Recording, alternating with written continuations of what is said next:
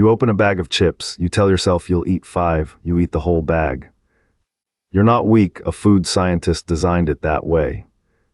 In the 1970s, a researcher named Howard Moskowitz discovered something strange. When he tested different levels of sugar in food, people didn't prefer the sweetest version. They preferred a very specific amount, not too little, not too much, just enough to make the brain light up without making the flavor too heavy. He called it the bliss point. It is the exact ratio of sugar, salt, and fat that makes your brain say more, not because you're hungry, because the snack is engineered to override your off switch. In this video, you will learn what the bliss point really is, how food companies use it to keep you eating, and why your willpower never had a chance against it. Part 1. Your brain loves a pattern. Your brain runs on rewards. When you eat something sweet, your brain releases dopamine. That chemical tells you this is good, do it again. Sugar does this, fat does this, salt does this. But when you combine all three at the right levels, the effect is not just added together, it multiplies. Food scientists call this the bliss point. It is not a metaphor, it is a number. Moskowitz tested hundreds of versions of the same product. He changed the sugar by tiny amounts. He tested each version on focus groups and measured their reactions. When the sugar was too low, people said it was bland. When it was too high, they said it was cloying. But somewhere in the middle, the response jumped. People didn't just like it, they couldn't stop thinking about it. That was the bliss point.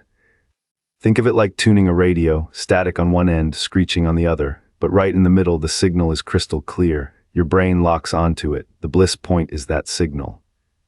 Part 2. Why the bag never lasts. Food companies didn't just learn about the bliss point, they weaponized it. Take a Dorito, it has salt, it has fat, it has a dusting of sugar and flavor chemicals. Each bite hits the bliss point, but here's the trick. The flavor is strong, but the food itself is light. This is called vanishing caloric density. The chip melts in your mouth so fast that your brain doesn't register it as food. You don't feel full, you just feel the flavor, so you reach for another, and another. The bag is designed to disappear. Cheetos work the same way. They are mostly air and cornmeal. You can eat 100 of them and your stomach barely notices, but your brain notices every single one. Coca-Cola works the same way. The sugar level is set at the exact point where your brain gets the maximum dopamine hit without the sweetness becoming unpleasant. It's 10.6 grams of sugar per 100 milliliters. That number was not picked at random. It was engineered in a lab. Pasta sauce, the same. Many jars contain more sugar than chocolate sauce, not because the recipe demands it, because the bliss point demands it. A sauce with no added sugar tastes flat to most people. Add 3 grams and suddenly the tomatoes taste brighter. The basil tastes fresher. Your brain says this is better. It's not better, it's just more addictive. Part 3. Your brain can't fight math. Here's the part that makes it unfair. Your brain's reward system is ancient. It evolved to help you survive. Sweet meant ripe fruit, fat meant dense calories, salt meant electrolytes. But your brain never evolved for a world where someone could put the perfect combination of all three into a small orange triangle and sell it for 50 cents. Your prefrontal cortex, the part that makes long-term decisions, is slow. It thinks about tomorrow. Your reward system is fast. It thinks about right now. When the bliss point hits your tongue, the reward system wins every time. It floods your brain with dopamine before your rational brain can even finish the sentence, "I should stop." This is not a character flaw, this is biology. Picture 2 runners on a track. One is a sprinter, one is a marathon runner. The bliss point is the starting gun. The sprinter, your reward system, takes off instantly. The marathon runner, your rational brain, needs a few seconds to get moving. By the time your rational brain catches up, the bag is empty.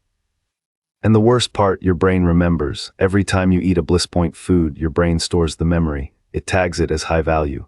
The next time you see the bag, your brain starts releasing dopamine before you even open it. Just the logo can trigger the craving. Part 4. How they test it on you. Food companies don't guess, they run experiments. Moskowitz didn't just find the bliss point for one product, he found it for thousands. He built mathematical models that could predict exactly how much sugar, salt, and fat would maximize pleasure for any given food. Companies now use these models to engineer everything from pasta sauce to breakfast cereal. They employ panels of professional tasters who rate products on scales of mouthfeel and flavor burst and finish. The data gets fed into algorithms. The algorithms output the perfect formula. And the perfect formula is always just slightly more than your brain can resist. These panels are not random people off the street. They are trained sensory evaluators. They can detect differences in sugar levels as small as 0.1%. They rate each sample on a 15-point scale. A score of 12 or above means the product has a good chance of selling. A score of 14 or above means it will fly off the shelf. But here's the hidden goal. The score doesn't measure how much people like the food. It measures how much they want more of it. A food can score high on liking but low on wanting more. The bliss point is not about maximum enjoyment. It is about maximum craving. Moskowitz once described his work as finding the maximum amount of enjoyment before the point of diminishing returns. But food companies read it differently. They read it as, how close can we get to the line before people notice? Part 5. Why health food fails.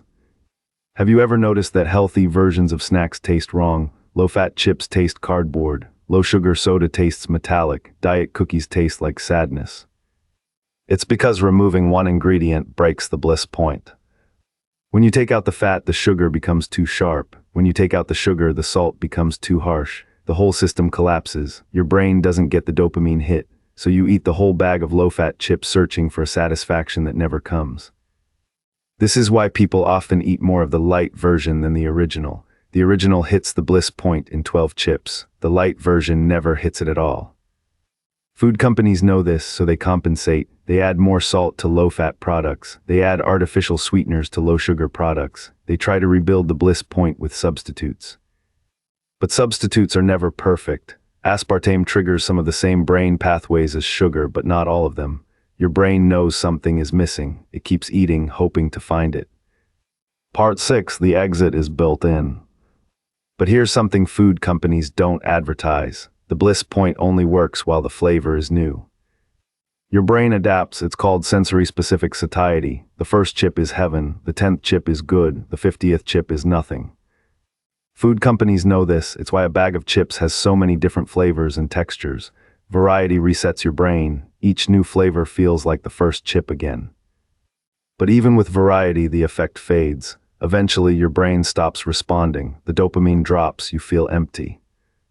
So you open a new bag tomorrow because your brain remembers the first chip. It forgets the 50th. This is the trap. The bliss point creates a promise it cannot keep. It says, this will feel as good as the first bite forever, but it won't. Your brain learns, it dulls. The only way to get the original high is to stop eating the snack entirely and come back to it later. Food companies call this planned obsolescence of pleasure. They know you will get bored, they count on it, because boredom is what drives you to buy the next new flavor, the next limited edition, the next now with more cheese. Part 7. What you can actually do. The bliss point is real, but it is not unbeatable. The trick is not willpower. Willpower is your slow brain trying to outrace your fast brain. That race is fixed. The trick is to change the game. 1. Eat slowly. The bliss point hits hardest in the first few bites. If you slow down, your brain has time to catch up. Your rational brain can finally say enough.